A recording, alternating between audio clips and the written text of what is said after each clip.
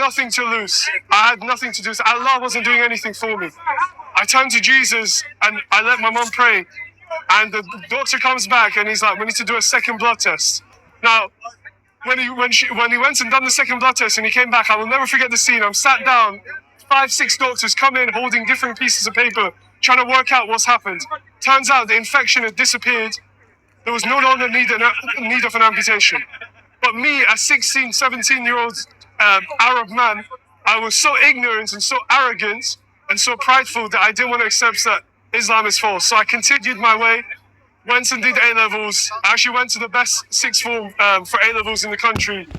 And there I got hit spiritually quite a bit. Because most of the people in the school were atheists. It was quite a battle trying to stand against the atheists. I can say 99% of the students were atheists.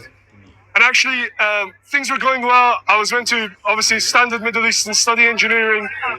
And come A-levels, 2 weeks before it, my best friend commits suicide in school.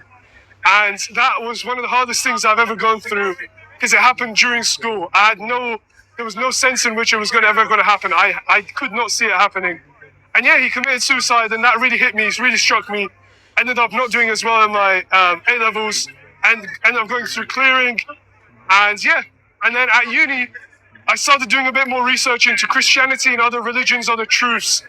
And that's when things started opening up to me. But because I went to such a uni that was close to London, I had a lot of Muslims in it. I was very influenced by the Muslims and actually started going to the mosque again, very much influenced by them.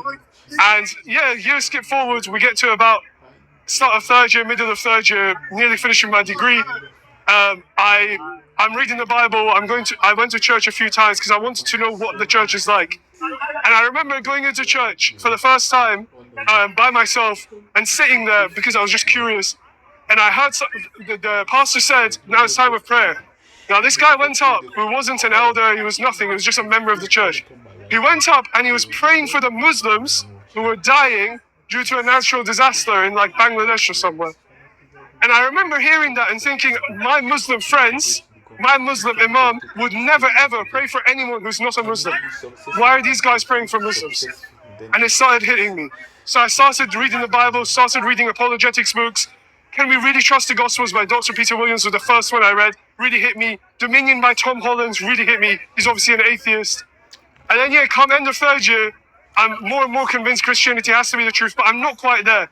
My mom kept telling me, get baptized. That's one way you show you're committed. But I wasn't sure. So come end of third year, I do my last exam, and